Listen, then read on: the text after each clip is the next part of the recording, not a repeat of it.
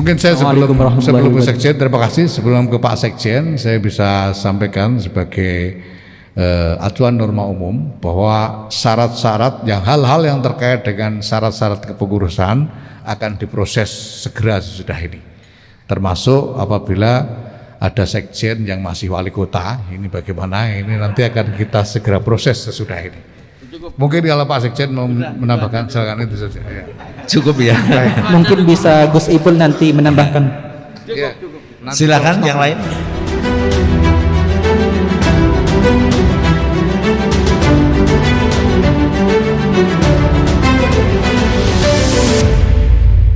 Ya, ini sebetulnya sudah saya sampaikan berkali-kali sebelumnya bahwa strategi yang kami pilih adalah dengan memasukkan unsur-unsur dari berbagai kepentingan politik yang berbeda supaya satu sama lain bisa saling menjaga.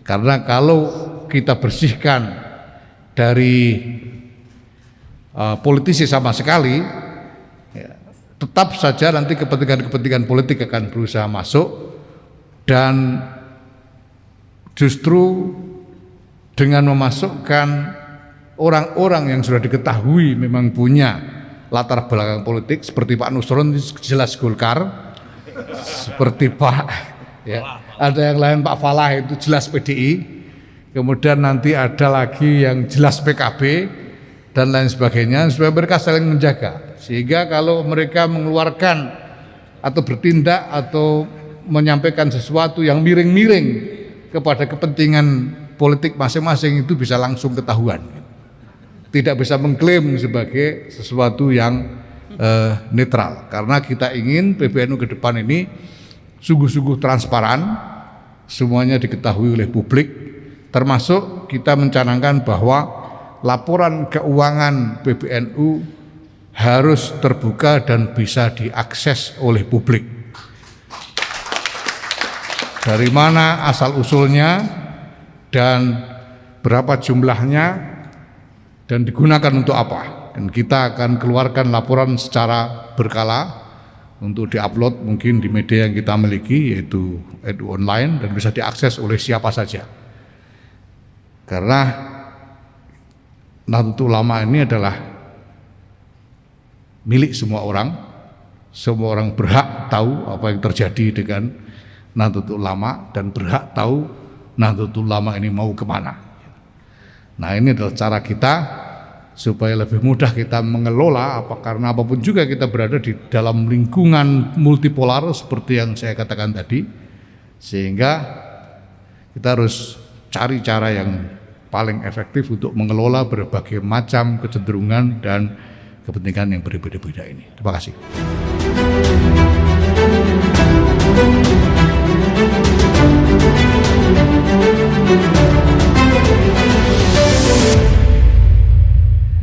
Ya, pertama kalau soal perempuan ini hanya soal waktu sebetulnya, hanya soal waktu. Karena sejak pertama memang tidak pernah ada pembatasan bahwa PBNU tidak boleh ada perempuan. Itu tidak pernah ada pembatasan dari awal.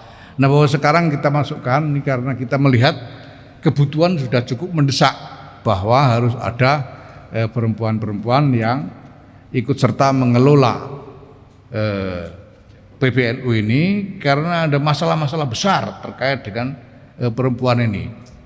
Karena itu kita ajak tokoh-tokoh perempuan yang paling tangguh, yang paling kuat di dalam kiprahnya selama ini, seperti Ibu Khofifah Indra Parawansa yang nanti pasti bisa kita andalkan untuk mengelola berbagai agenda PBNU menyangkut pemberdayaan perempuan. Ibu Alisa Koturnada yang selama ini juga malang melintang di berbagai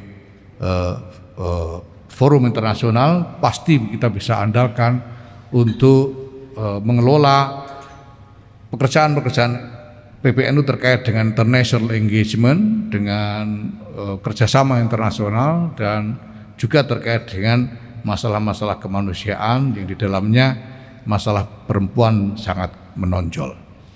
Nah, kemudian terkait dengan soal radikalisme, kita ingin mengadres, kita ingin menohok masalah radikalisme ini secara lebih tepat sasaran ke depan. Itu yang pertama-tama. Selama ini yang ada di dalam diskursus tentang radikalisme ini lebih banyak, atau kalau tidak bisa dikatakan semata-mata hanya perdebatan teologis, adu dalil.